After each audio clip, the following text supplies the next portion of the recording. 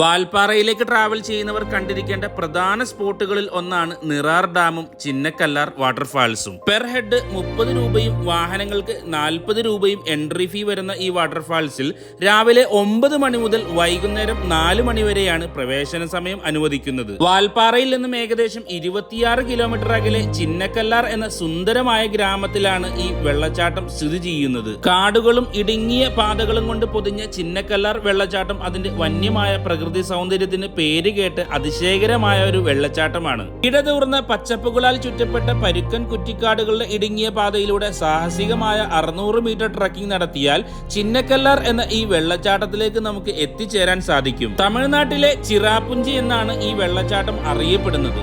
മൗസിൻ റാമിനും ചിറാപുഞ്ചിക്കും ശേഷം ഇന്ത്യയിൽ ഏറ്റവും കൂടുതൽ മഴ ലഭിക്കുന്ന രണ്ടാമത്തെ സ്ഥലമാണിത്. വെള്ളച്ചാട്ടത്തിന് കുറുകെ ബ്രിട്ടീഷുകാരുടെ കാലത്ത് നിർമ്മിച്ചിരിക്കുന്ന തൂക്കുപാലം മാസ്മരികതയും ആവേശ